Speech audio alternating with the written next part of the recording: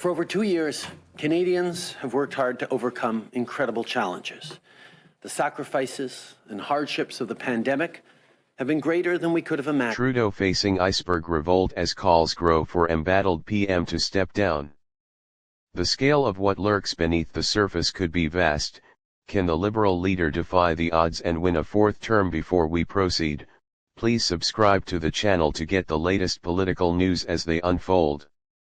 Justin Trudeau, who promised sunny ways as he won an election on a wave of public fatigue with an incumbent Conservative government, is now facing his darkest and most uncertain political moment as he attempts to defy the odds, and a bitter public, to win a rare fourth term. The Canadian Prime Minister appears to have ignored both the demands of a handful of his own MPs calling for him to resign and threats from a separatist party looking to unravel his party's tenuous hold on power. Nearly 24 backbench Liberal MPs signed a letter last week calling for the Prime Minister to step down amid fears within the party that his unpopularity could lead to a crushing electoral defeat in the coming months. The letter was separate from a code-red petition to grassroots party supporters calling for a secret ballot vote on Trudeau's leadership. Trudeau, in his 9th year as Prime Minister, appeared unmoved, telling reporters last week he had the support of the vast majority of the 153 Liberal Party members of the House of Commons and that any robust conversations about a path forward will happen as leader going into the next election. But analysts say the revolt in the party, which has deepened in recent months, will have left a mark on the Prime Minister, who was forced to stare down the most pointed criticism of his leadership to date from his own colleagues. The Prime Minister and his operation are likely shaken and must know that for every member calling on Trudeau to leave, there are 2 or 3 others who lack the courage to say it, said Scott Reid, a political advisor and former director of communications to the Liberal former Prime Minister Paul Martin. This is an iceberg revolt. What lurks beneath the waves could be vast, and that has got to be intimidating the Prime Minister, whether he admits it in public, or even in private. For those within the party seeking to topple Trudeau, however, there is little historical precedent in the country to give comfort.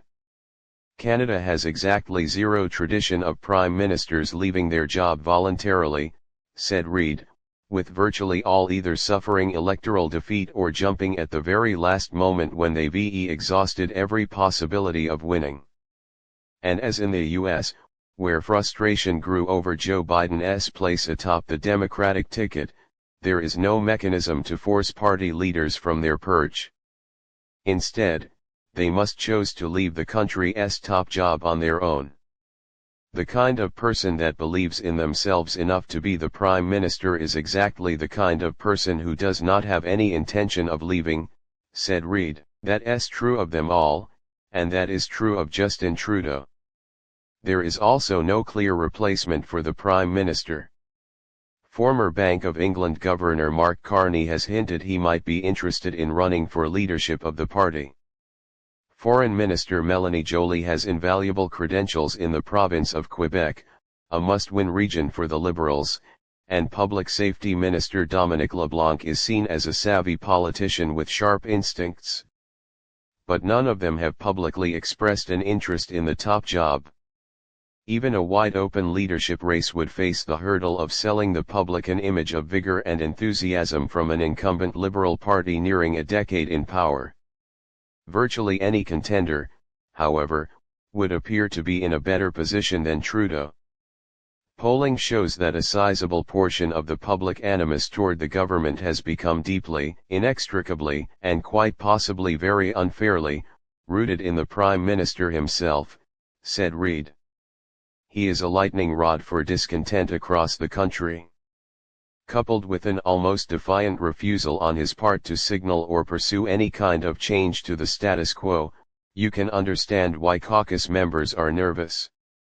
The CBC poll tracker shows the Liberals trailing nearly 20 points behind the opposition Conservatives, a showing so poor it has little historical precedent for the party. In the past, even unpopular governments aren't polling this poorly, said political analyst Eric Greenier at the RIT.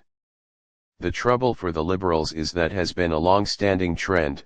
It's not the result of one scandal or big issue, but rather the drip, drip, drip of being in power for nearly 10 years. And the reality is that people already know what they think of Justin Trudeau, and they're not going to change their minds about him. In addition to internal strife, the Liberals also face another deadline from the Bloc Québécois, which on Tuesday threatened to topple Trudeau's minority government. The party's leader Yves-François Blanchet said Trudeau's days are numbered after the Liberals failed to meet his demand to boost old age security payments for seniors.